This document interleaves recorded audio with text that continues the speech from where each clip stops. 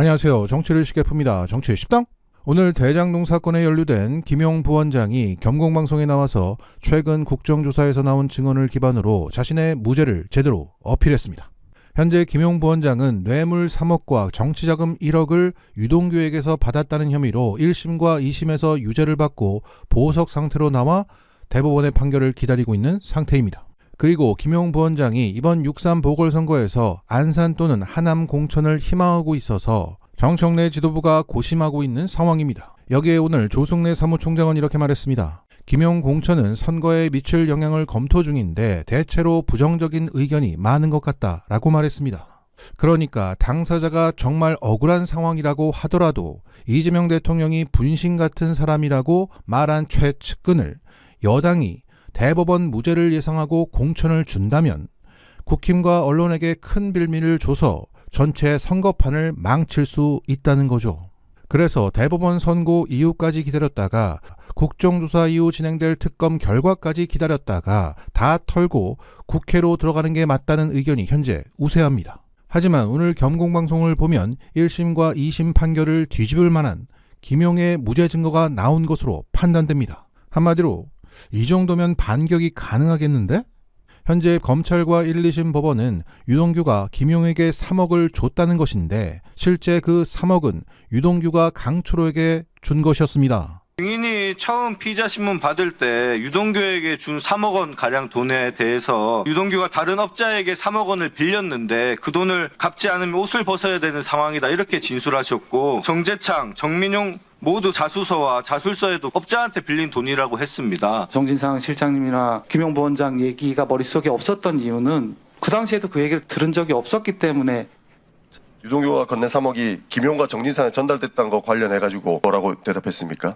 검사님들하고 유동규 본부장께서 저한테 그거 김용 부원장하고 정진상 실장 준 건데 그때도 너한테 다 얘기를 했는데 왜 기억을 못하냐 여러 차례 얘기하셔서 제가 김용 부원장하고 정진상 실장한테 간 것 같다라고 진술을 바꿨고 다시 아무리 생각해봐도 그거는 들은 사실이 없다고 다시 번복했습니다. 예, 강철호 중위께 질문 드리겠습니다. 유동규한테 3억을 빌려줬습니까? 리모델링 조합장을 할 때 제가 3억을 제가 빌려줬습니다. 유동규 씨한테 갚으라고 독촉을 했습니까? 사업이 계속 지지부진했고 이제 그만두면서 주지를 않았던 겁니다. 그래서 이제 사람 보내가지고 본부장석에 갔다는 거죠? 네, 그렇습니다. 그 이후에 돈을 받았습니까? 예, 받았습니다. 와, 이거 3억을 다 돌려받았다는 거죠? 예, 그렇습니다. 자, 전용기 의원의 반응 보셨습니까? 저게 핵심입니다. 그 이후에 돈을 받았습니까? 예, 받았습니다. 와, 이거. 그러니까 철거업자 강초로가 유동규에게 3억을 빌려줬는데 강초로가 독촉하자 유동규가 나 이거 안 주면 옷 벗어 그럼 너희를 돕지 못해 라며 남욱에게 3억을 요구했고 남욱에게 받은 3억을 유동규가 강초로에게 갚았던 게 팩트입니다. 그런데 이걸 검찰이 남욱을 압박해서 허위 진술을 끌어냈고 당시 강초로도 검찰의 압박을 이기지 못해 기억이 나지 않는다고 진술했습니다. 이걸로 김용이 뇌물죄로 깜빵에 가게 된 것입니다. 그런데 이번 국조에서 남욱은 당시 진술 번복을 증언했고 강초로는 진실을 말했던 것입니다. 더군다나 이걸 조작한 주임 검사가 누구다? 강백신입니다. 강백신은 여기저기 걸쳐져 있어서 조작검사라고 입증하는 건 수월한 상황입니다. 딱 떨어지죠? 그리고 나머지 정치자금 1억도 그 전달 경위가 너무나 어처구니가 없어서 실소가 나오는 상황입니다. 유동규가 1억을 발렌티노 신발 박스에 담아서 줬고 김용이 양복 안주머니에 넣고 가는 바람에 그 이동 과정에서 제3자 즉 건너편 사무실에 당시 남욱과 정민용이 있었습니다. 제3자가 볼 수가 없었다고 주장했지만 그 신발 박스는 너무나 컸고 저 지경이다 보니 1억 수수는 이미 무너졌던 겁니다. 더욱이 그 전달 장소가 유동규의 회사 유원홀딩스였는데 검찰이 특정한 그날 김용이 유원홀딩스에 가지 않았다는 것은 당시 김용의 행적이 찍힌 구글 타임라인 기록으로 입증됩니다. 저 구글 타임라인은 수정이 불가해서 강력한 증거임에도 불구하고 현 재판부는 증거로 채택하지 않았습니다. 정리하자면 김용의 1억은 이미 무너졌고 3억이 관건이었는데 국조 증언으로 무너졌다. 이렇게 깔끔하게 뒤집힌 상황이고 오늘 김용 부원장이 말하는 걸 보니까 국회로 들어가면 찐 피해자 입장에서 검찰개혁, 사법개혁을 제대로 해낼 것처럼 보였습니다. 그래서 선거 50일밖에 남지 않았지만 국힘과 언론의 거센 공세도 예상되지만 진실의 힘을 믿고 한번 가볼까? 라는 생각이 듭니다. 저는 전공법이 가장 좋다고 생각합니다. 김남국보다 김용을 안산갑에 출마시켜서 몰아칠 국힘과 언론의 공세를 재료 삼아 대장동의 진실을 검찰의 민낯을 법원의 한계를 드러낼 좋은 기회가 될 수 있다고 봅니다.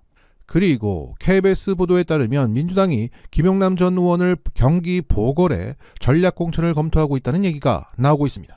그리고 오늘 조성래 사무총장은 송영길 전 의원 공천에 대해서 이렇게 말했습니다. 정청래 대표는 송영길 대표가 재보궐선거에서 어떤 역할이 부여되어야 한다고 생각을 갖고 있는 것이고 그런 측면에서 고민하고 있다. 그리고 진행자가 평택을 단일화 가능성을 물었더니 조 사무총장은 이렇게 말했습니다. 그렇게 예상하는 분도 있지만 그렇게 생각하고 있지 않다. 다만 좋은 후보를 준비하고 있다 정도만 말씀드리겠다.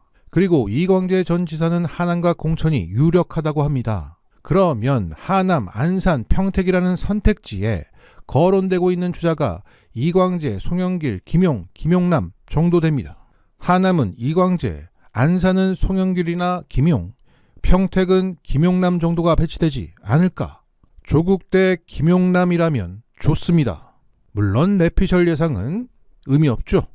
정청래 대표가 결정하면 따릅니다. 그리고 어제 한국일보의 이 기사가 가장 많은 공감을 받은 뉴스였습니다. 이재명 정부의 20대 지지율이 70대보다 낮다. 싸늘한 청년 민심 지선 변수될까? 그러니까 대통령의 지지율이 60% 고공행진 중이지만 그늘이 있다. 70대 지지율은 60%를 넘은 반면 20대 지지율은 48%에 불과하다. 이것은 이재명 정부의 민생지원금 같은 복지정책이 노년층에게는 반응이 좋지만 검찰개혁 같은 이슈에 너무 매몰되어 있고 청년정책이 부족하고 부동산에 박탈감 느끼는 20대들이 정치적 소외감을 느끼고 있기 때문에 향후 지방선거에서 분노 투표할 가능성이 높다는 겁니다. 어찌 보면 정부를 걱정해주는 기사처럼 보이지만 늘 기사의 의도는 막줄에서 드러나죠. 1주택의 부동산 양도소득세 장기보유 특별공제 폐지, 이 대통령 공소취소 국정조사 등이 누적되면 2030 세대 남성을 투표장으로 나가게 하는 촉매가 될 수 있다는 것이다. 재밌네요. 소위 장특공제라고 줄여서 불리는 양도소득세 장기보유 특별공제 폐지 논란은 대통령의 언급으로 시작되었습니다. 노동은 오래 일할수록 월급이 많아져서 소득세도 더 많이 내는데 집은 오래 가지고 있을수록 세금 공제를 더 해준다는 것은 상식적이지 않다는 겁니다. 그래서 비거주 1주택부터 단계적으로 폐지하자고 했더니 반발을 크게 하고 있는 상황이죠. 자, 이 논란에 대한 판단은 나중에 다루기로 하고 제가 지적하고 싶은 것은 자가 보유율이 10%도 안 되는 20대가 자가에 대한 세금 공제를 폐지한다고 분노를 합니까? 집도 없는데 어떻게 분노를 합니까? 그런데 한국일보는 분노를 한다는 거죠.